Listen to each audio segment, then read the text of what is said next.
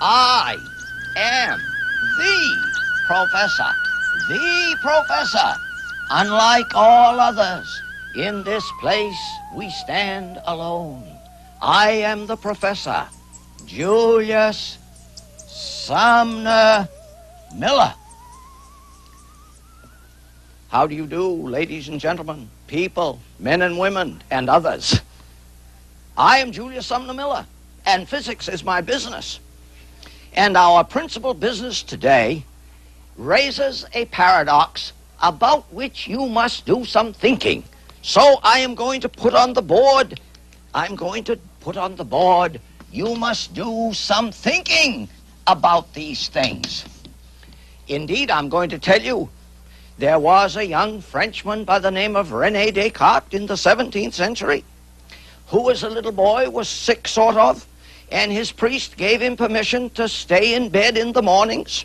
And in his later years, when he became a philosopher and mathematician of the first rank, he attributed his success in the intellectual world to the fact that when he was a little boy, he remained in bed in the morning and learned to think. So I say to my students in the class, if you wish to stay in bed in the morning, do some thinking like Mr. Descartes. So, before we get to it, you must wonder why it is I have a flag. Happens to be a Canadian flag. I am going to explain in a subsequent program why a flag flutters.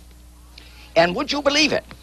When I have explained why a flag flutters, we shall learn why an airplane can fly, same principle, why a ball can be thrown in a curve, and I'll throw you a curve in this place.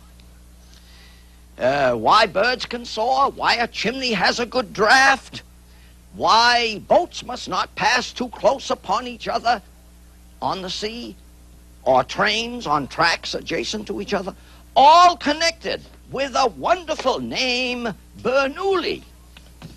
Oh, how I wish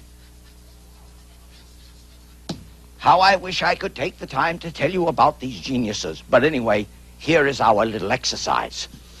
I'm going to see if I can make that flag flutter. Oh, wait. Yes, I make flags flutter. Groovy. I like it, so I'm going to do it again. And remember, that's why an airplane can fly. Isn't that incredible? So, we must handle flags reverently. Here I have a spring scale that reads from 0 to 2,000 grams. We'll take this slowly. I was going to say we'll take it slow, but you know you need an adverb here. This scale reads from 0 to 2,000 grams. That means as follows. If I put 1,000 grams on it, it reads 1,000 grams. Oh, says somebody, that stupid old fellow. He ought to know it does that. But would you believe it? I do not know why it does it. Because the matter is gravitation, and we do not understand gravitation. All I know is this is pulled down by the earth, and this in turn pulls down on the spring, and the scale reads 2,000. But I have to say more because some of you are bright and capable and thinking sharply, and you're going to say, Professor, are there not some conditions in which it does not read 2,000? Indeed. It reads 2,000 only if the system is at rest or moving uniformly up or uniformly down. Because if I accelerate upward, it reads more, and if I accelerate downward, it reads less. And I would remind you of this. You encounter it when you ride in an elevator. Let me point that out here. Look here. It is wonderful. It is wonderful. There is the elevator cage, and there you are in the elevator, and you are on the ground floor, and in our next program, I'm going to explain to you why it is that when the elevator starts upward, your knees buckle. And when you are on the umpteenth floor and the elevator starts down, your belly feels empty. And that's what I have here. And I'm going to write it as Newton would write it.